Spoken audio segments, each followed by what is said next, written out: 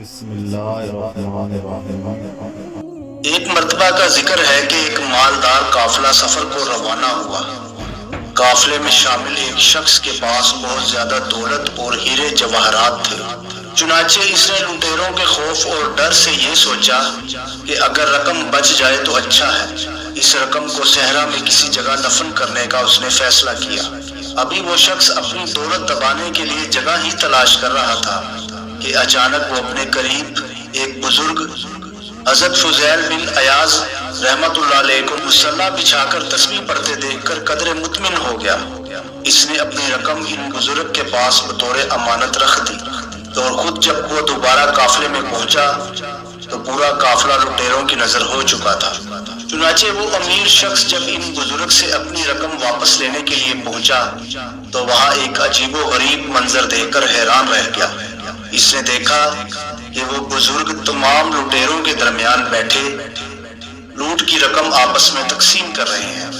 اب تو وہ امیر آدمی بہت سٹپٹایا۔ اس نے دل میں سوچا میں کتنا احمق ہوں کہ اپنی دولت اس شخص کے پاس امانت رکھوا دی جو خود لٹیروں کا سردار ہے۔ مگر حضرت فضیل نے اسے اپنے قریب بلوا کر پوچھا کہ یہاں کیوں آئے ہو؟ اس نے گھبراتے ہوئے عرض کیا اپنی رقم کی واپسی کے لیے حاضر ہوا تھا۔ حضرت فضیل رحمت اللہ علیہ نے کہا کہ جس جگہ رکھ کر گئے تھے وہیں سے اپنی رقم اٹھا لو۔ جب وہ شخص اپنی رقم واپس لے کر چلا گیا تو آپ کے ساتھیوں نے آپ سے پوچھا کہ یہ رقم آپس میں تقسیم کرنے کی بجائے آپ نے واپس کیوں لوٹا دی؟ تو حضرت فضیل نے فرمایا ساتھیوں، اس نے مجھ پر اعتماد کیا تھا اور میں اس کے اعتماد کو ٹھیس نہیں پہنچا سکتا تھا۔ اس واقعہ کو ابھی چند روز ہی گزرے تھے کہ آپ کے ساتھی لٹیروں نے ایک دوسرے قافلے کو لوٹ لیا جس میں بہت مال و متاع ہاتھ آیا۔ قافلہ کے لوگوں میں سے کسی نے لٹیروں سے پوچھا کہ کیا تمہارا کوئی سرگنا ہے؟ لٹیروں نے جواب دیا ہمارا سردار تو یقیناً ہے، لیکن اس وقت وہ دریا کے کنارے عبادت و ریاضت میں مصروف ہے۔ اس شخص نے کہا یہ وقت تو کسی نماز کا نہیں ہے۔ تو لٹیروں نے کہا کہ وہ نوافل پڑھ رہا ہے۔ اس شخص نے پھر سوال کیا کہ جب تم لوگ کھانا کھاتے ہو تو کیا وہ تمہارے ساتھ مل کر کھانا کھاتا ہے؟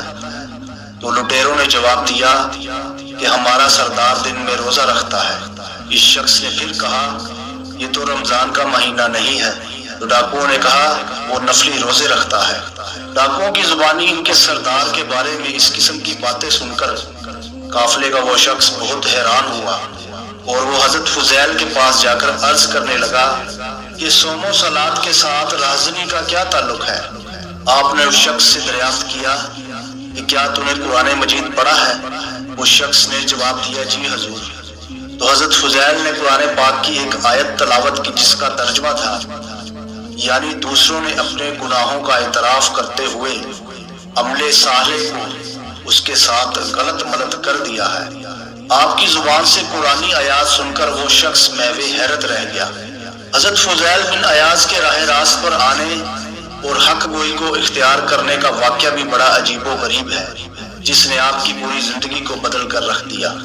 روایت ہے کہ ایک مرتبہ جنگل میں رات کے وقت کسی قافلے نے آ کر پڑاؤ ڈالا۔ اس قافلے میں ایک شخص تلاوت کر رہا تھا اور جس کا ترجمہ ہے کیا ایمان والوں کے لیے وہ وقت نہیں آیا کہ ان کے دل اللہ کے ذکر سے خوف زدہ ہو جائیں؟ اس آیت قرآنی کا حضرت فضیل بن عیاض رحمت اللہ علیہ پر اس قدر اثر ہوا کہ جیسے کسی نے آپ کے دل میں کوئی نشتر اتار دیا ہو اور آپ نے انتہائی رقت امیز لہجے میں خود سے کہا فضیل آخر تم یہ غارت گری اور لوٹ مار کب تک جاری رکھو گے؟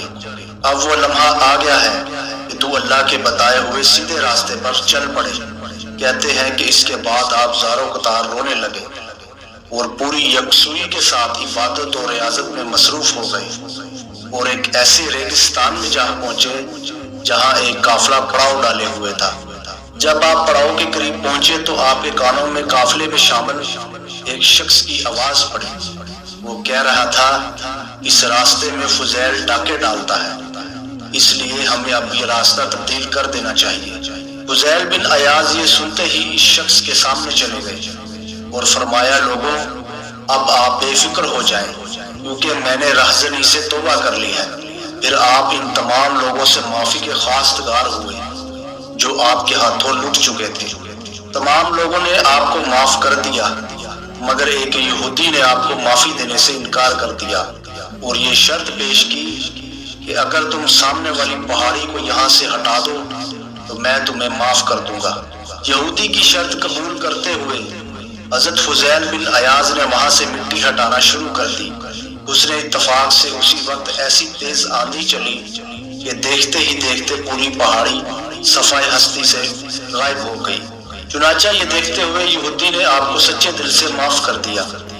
یہودی نے عرض کیا کہ میں نے یہ تہیہ کر رکھا تھا کہ جب تک تم میرا لوٹا ہوا مال واپس نہیں لوٹا دو گے میں تمہیں معاف نہیں کروں گا، لہٰذا اس وقت میرے تکیہ کے نیچے اشرفیوں کی ایک تھیلی رکھی ہوئی ہے، وہ آپ اٹھا کر مجھے دے دیں تاکہ میری قسم کا کفارہ ہو جائے۔ چنانچہ آپ نے یہودی کے تکیے کے نیچے سے تھیلی اٹھا کر اس کے ہاتھ میں تھما دی۔ اس کے بعد یہودی نے مزید ایک شرط پیش کی۔ اس نے کہا پہلے مجھے معاف کرو پھر میں تمہیں معاف کروں گا۔ آپ نے کلمہ پڑھا کر یہودی کو مسلمان کر لیا۔ یہودی نے اسلام لانے کے بعد فضیل بن عیاض رحمۃ اللہ علیہ سے کہا میرے مسلمان ہونے کی ایک وجہ یہ ہے کہ میں نے ایک مرتبہ تورات میں پڑھا تھا کہ اگر سچے دل سے تائب ہونے والا خاک کو بھی چھو لے تو وہ کندن بن جاتی ہے، لیکن مجھے اس بات کا یقین نہیں تھا۔ اور آج جبکہ میری تھیلی میں مٹی بھری ہوئی تھی، جب آپ نے اس تھیلی کو اٹھا کر میرے ہاتھ میں تھمایا تو وہ سونا بن گئی۔ اب مجھے یقین ہو گیا کہ واقعی دین اسلام ایک سچا مذہب ہے۔ یہ کہہ کر وہ یہودی زاروں قطار رونے لگا اور اس نے خدا اور اس کے رسول سے لو لگا لی۔ یوں فضیل بن عیاض نے سیدھے راستے پر آتے ہی سب سے پہلے ایک یہودی کو مسلمان کر کے اپنے ولی اللہ ہونے کا ثبوت فراہم کر دیا۔